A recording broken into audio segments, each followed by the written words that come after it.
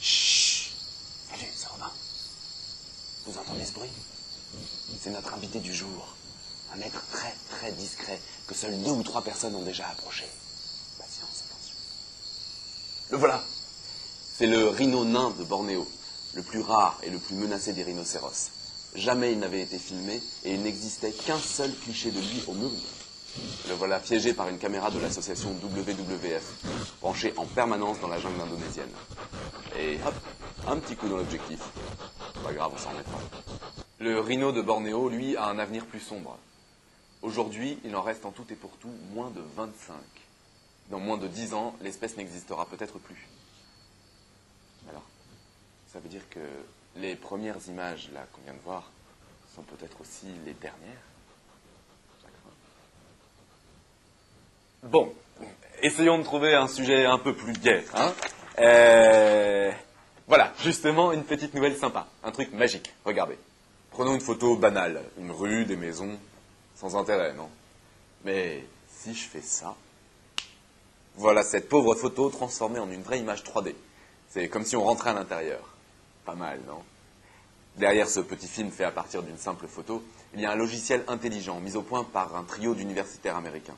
Ce programme reconnaît les différents plans qui composent l'image. Il sait par exemple que la surface du premier plan, en bas, c'est le sol.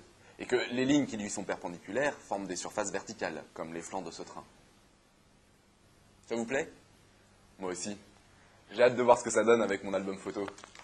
Il paraît que ce bidouillage sera disponible avant la fin du mois sur photowoosh.com. Il suffira de lui envoyer vos clichés de vacances pour qu'il les transforme automatiquement en images 3D. Et a priori, c'est gratuit, alors. Bon, le relief, c'est bien joli, mais ça ne plaît pas à tout le monde. Je veux parler des robots. Il suffit d'un simple mur pour arrêter la plupart d'entre eux. La plupart, mais pas celui-là. Walbot a été conçu à l'université Carnegie Mellon aux États-Unis par des chercheurs qui veulent imiter le gecko. Pas le velcro, le gecko.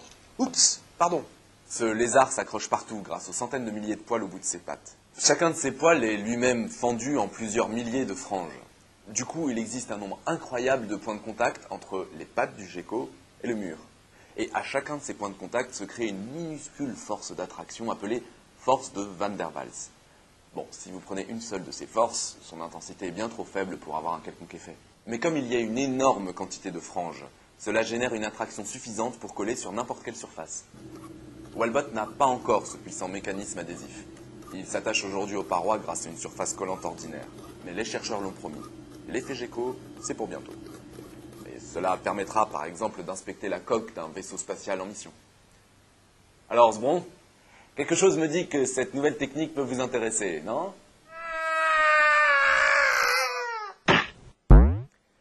Oui.